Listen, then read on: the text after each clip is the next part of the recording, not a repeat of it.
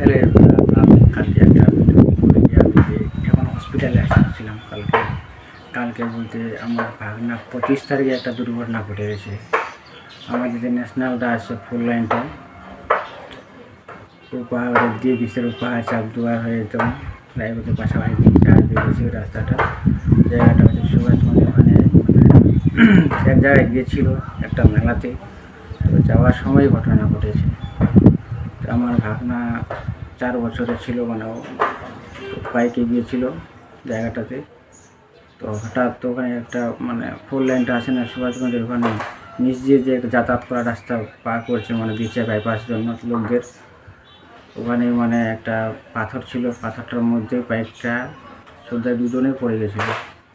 তো ছোটো বাচ্চা 4 বছরের মাথায় লেগেছে, মাথাটা মানে পাথর ঢুকে গেছে ওইখানে জায়গাটায়, আর এখানে মানে কানটার এখানে।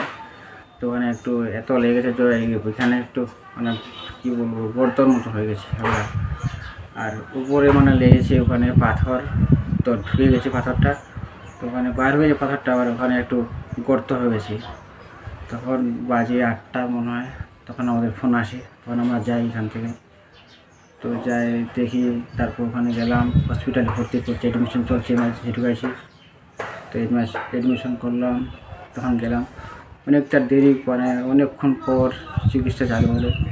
দেখলাম ডাক্তার আসলো, তার ওখানে ব্যান্ডেজ করলো, 2টা সেলাই দিয়েছে ওখানে, সেখানে গর্ত হয়ে গেছে মানে পাথরটা লেগে, আর এখানে চ্যাপটা হয়ে গেছে মানে একটা। তো 2টা সেলাই দেওয়ার পর আবার সিটি স্ক্যান করতে গেলাম রাত্রিবেলায়, রাত্রি তখন 11টা-12টার কাছাকাছি, তখন মানে সিটি স্ক্যান করালাম।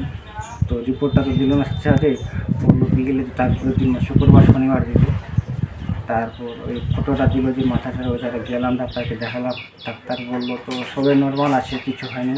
ফটোটা দেখলো, তার রিপোর্টটার কথা, রিপোর্টটা বললো যে দিবে কালকে, মানে 4টার দিবে।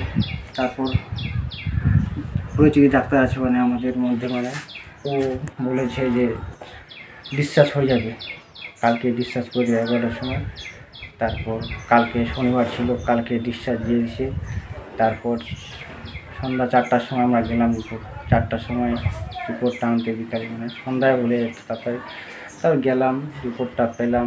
আমিও দেখলাম পরে যে সব কিছু নর্মালে আছে। তারপর ডাক্তারকে দেখালাম, ডাক্তারও বললো নর্মালে আছে। কিন্তু যার সাথে গিয়েছিল ওর কাকু ছিল, বাইক মানে চালাচ্ছিল। ওর কাকুর যে হাতটা আছে, মানে হাতের মধ্যে 2টা ভেঙে গেছে, হাতটা আছে 2 জায়গায় ভেঙে গেছে। হাতটা একটা বাম হাতটা মানে 2 জায়গায় ভেঙে গেছে।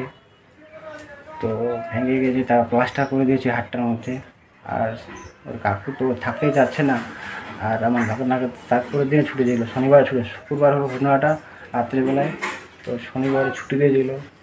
তারপর ওর কাকু থাকতে যাচ্ছে না, তারপর আমাদের লোক আছে ওখানে, তো ওকে আবার ডিসচার্জ করে দিলাম, বাড়িতে নিয়ে আসলাম, সবাইকে বাড়িতে নিয়ে আসলাম।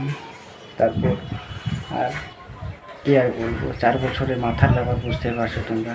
তার জন্য সবাইকে আবার জিজ্ঞাসা করছো ভিডিওর মধ্যে যে কী হয়েছে, কার কী হয়েছে। কাউকে দিয়েছি রিপ্লাই, আবার কাউকে দিই নাই, দেখি নাই, মোবাইলটা দেখার সময় নাই।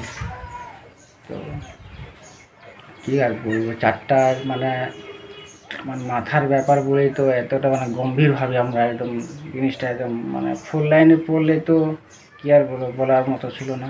ঘটনাটা অনেকটা দুর্ঘটনা ঘটে যেত।